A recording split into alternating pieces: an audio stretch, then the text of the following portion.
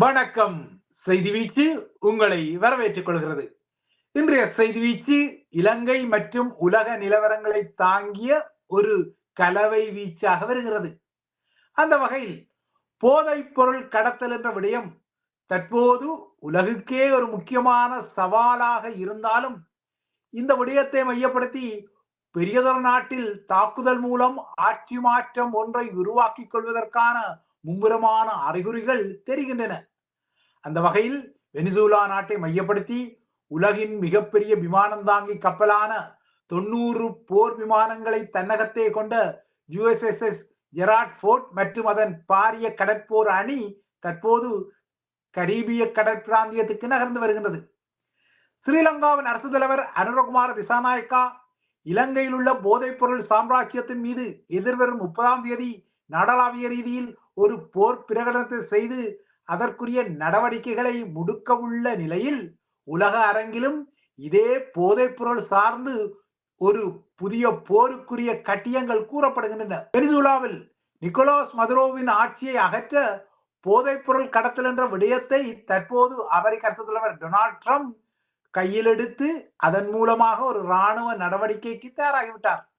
அதுவும் உலக அமைதியை பேணுவதற்கு அர்ப்பணிக்கப்பட்ட ஒரு உலக அமைப்பாக கருதப்படும் ஐக்கிய நாடுகள் சபை தனது 80வது வயதை நேற்று கடந்த நிலையில் 80 வருடங்களுக்கு முன்னர் ஐக்கிய நாடுகள் சபைக்கு உலகுக்காக ஒரு சாசனத்தை அன்றைய அமெரிக்க அரசு தலைவர் பிராங்க்லின் ரூஸ்வெல்ட் வழங்கிய நிலையில் இன்று அதே நாட்டின் அரசு தலைவரான டொனால்ட் ட்ரம்ப் வெனிசுலாவுக்கு எதிராக ஐக்கிய நாடுகள் சபையின் 80ஆம் ஆண்டின் பின்னணியில் போர் பிரகடனத்தை செய்ய தலைப்படுகின்றார். இதன் அடிப்படையில் கடந்த ஜூன் மாதத்தில் ஈரான் மீது எவ்வாறு அமெரிக்கா ஆபரேஷன் மிட்நைட் ஹமர் என்ற பெயரில் ஒரு பெரும் தாக்குதலை வான்வழியாக நடத்தியதோ அதேபோல விரைவில் வெனிசுலாவுக்கு உள்ளேயும் அமெரிக்காவின் தாக்குதல் நடத்தப்படக்கூடும் என்ற ஊகங்கள் வலுத்து வருகின்றன. அமெரிக்காவை பொறுத்தவரை கடத்தல்காரர்களின் படகுகள் என சொல்லியபடி வெனிசுலாவின் படகுகள் மீது தொடர்ந்தும் தாக்குதலை நடத்தி வருகிறது. நேற்று முன்தினம் இரவு கூட ஒரு படகு தாக்கி அழிக்கப்பட்டது. அந்த படகுடன் சேர்த்து இதுவரை அமெரிக்கா 10 படகுகளை வெனிசுலா கடல் கரையை சார்ந்து அழித்துள்ளது. அவற்றில் பயணித்த 43 பேர் கொல்லப்பட்டுள்ளனர். வெனிசுலா அரசு தலைவர் நிக்கோலாஸ் மதுரோ டொனால்ட் ட்ரம்பின் நீண்டகால எதிரி என்பது நீங்கள் அறிந்த ஒரு வெளிப்படையான விடயம். மதுரோ ஒரு போதைப் பொருள் கடத்தல் கும்பலின் தலைவர் என்ற ரீதியில் அவர் அரசு தலைவராக இருந்தாலும் டொனால்ட் ட்ரம்ப் அவர் மீது அடிக்கடி குற்றஞ்சாட்டிக் கொள்வதும் வழமை.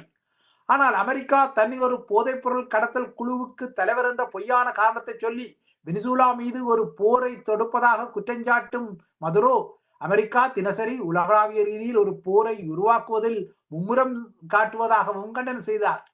ஏற்கனவே கரீபியன் பகுதிக்கு அமெரிக்காவின் தரையிறக்க போர்க்களங்களான அம்பிபிஎஸ் ரக போர்க்களங்களின் அணி, குரூஸ் ஏவுகணைகளை ஏவும் கப்பல்கள், இதற்கு அப்பால் பல டிஸ்ட்ரோயர் கலங்கள், நீர்மூழ்கி கப்பல் ஆகியன நகர்த்தப்பட்டுள்ள நிலையில்தான் அட்ரியாட்டிக் கடலில் இருந்த ஜெரால்ட் ஃபோர்ட் பெரிய விமானம் தாங்கி கப்பலும் தற்போது கரீபியன் கடற்பிராந்தியத்துக்கு நகர்த்தப்படுகிறது.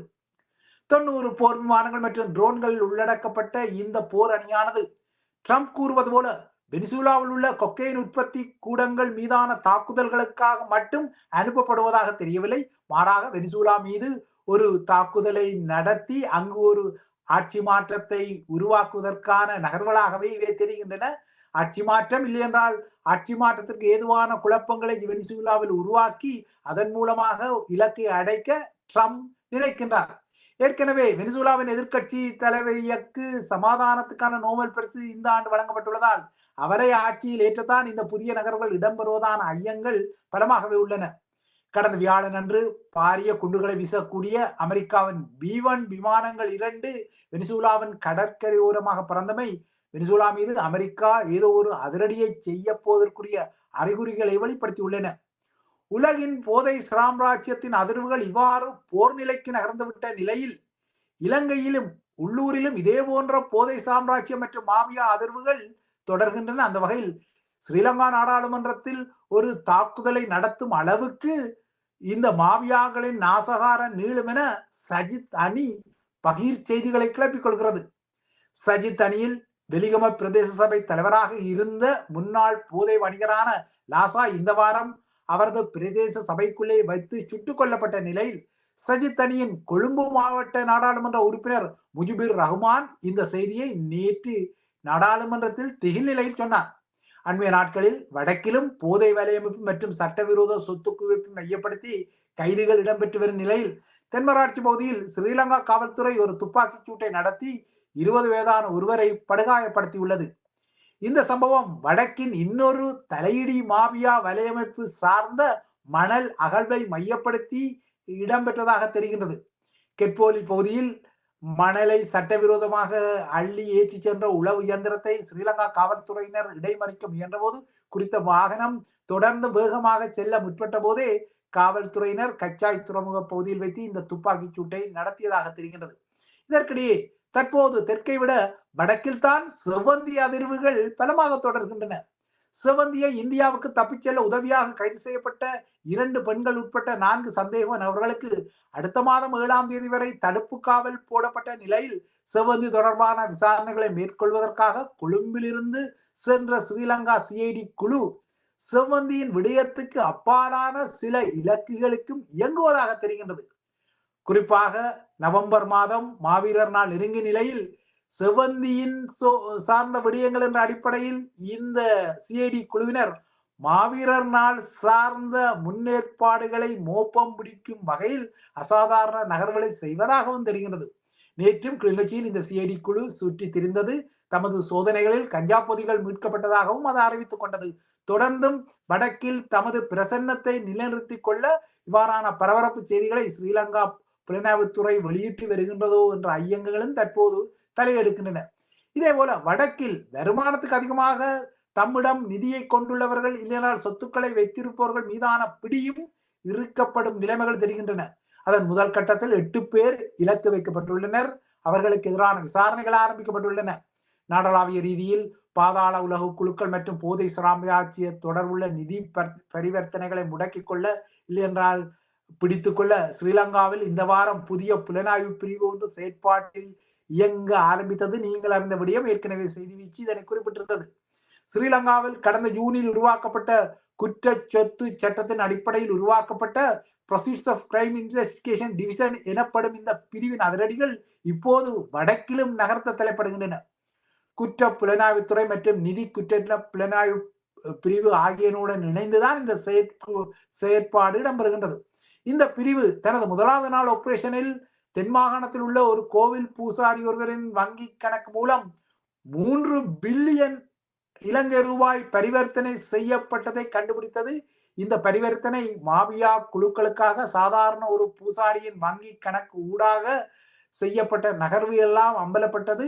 இந்த முதல் நாள் அதிரடிகளில் மாத்திரம் 10 பில்லியன் ரூபாய்க்கும் அதிகமான சட்டவிரோத நிதி பரிவர்த்தனைகளை மாபியாக்கள் இவ்வாறான சாதாரண மனிதர்கள் ஊடாக செய்த விடயங்கள் எல்லாம் கண்டுபிடிக்கப்பட்டது. அதன் அடிப்படையில் 2 வங்கி கணக்குகள் முடக்கப்பட்டன. இந்த புதிய சட்டத்தின்படி இலங்கை குடிமக்கள் இவரும் தாம் பெறும் வருமானத்துக்கு கணக்கு காட்ட முடியாத வகையில் இனிமேல் அசையும் அசையா சொத்துக்களை கொண்டிருக்க முடியாது என்பதாக இருக்கின்றது.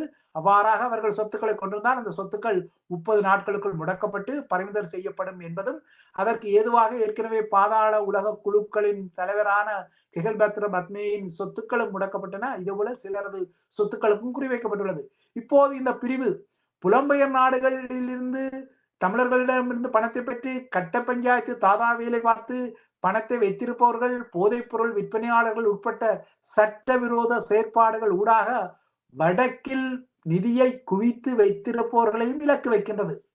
புலம்பெயர் நாடுகளில் உள்ள சில சூத்திரதாரிகள் பணத்தை அனுப்பி தமக்கு இயல்பான வகையில் சில சட்டவிரோத செயற்பாடுகளை வடக்கில் செய்ய வைத்து அதன் மூலமாக அந்த செயல்களை செய்பவர்களுக்கு பணத்தை அளித்தாலும் அந்த பணத்தை அவர்கள் சட்டவிரோத நிதியாக திரட்டிய நிலையில்தான் யாழ்ப்பாணத்தில் முதல் கட்டமாக இந்த வகைக்குள் 8 பேர் சிக்கிக் கொண்டதாக தெரிகின்றது. இன்னும் பலர் சிக்கும் வாய்ப்புகளும் உள்ளன. இதற்கிடையே தற்போது ஐரோப்பாவில் அண்மைய நாட்களில் சுற்றி திரிந்து புலம்பெயர் தமிழர்களின் குடும்ப உறவுகளையும் கொச்சைப்படுத்தி குடும்ப தலைவர்களை கடுமையாக கொச்சைப்படுத்திய கிளாடியேட்டர் நாடாளுமன்ற உறுப்பினர் அர்ச்சனா இப்போது ஐரோப்பாவில் சுற்றி திரிய தனது கைகளில் பணம் இல்லை என்பதால் தனக்கு நிதி வழங்கும்படி கோரிய காணொளி வெளிவந்துள்ளது. இந்த காணொளி சமூக வலைதளங்களில் விமர்சனத்துக்கு உள்ளாக்கப்படுகின்றது.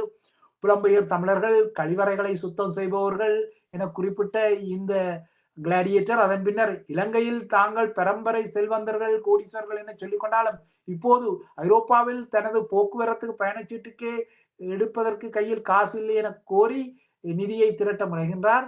குறிப்பாக தனது ஆதரவாளர்களிடம் இந்த நிதியை திரட்ட முனைகின்றார். இந்த நிதி திரட்டலுக்கு முன்னதாக ஐரோப்பாவில் தான் சில அரசியல் சந்திப்புகளை செய்ததாகவும் அவர் தனது ஆதரவாளர்களுக்கு முன்கூட்டியே சில கதைகளை சொன்னார். ஆனால் அந்த கதைகளுக்கு பின்னால் வெளிப்படுத்தப்பட வேண்டிய சில உண்மைகள் இருப்பது தெரிகின்றது.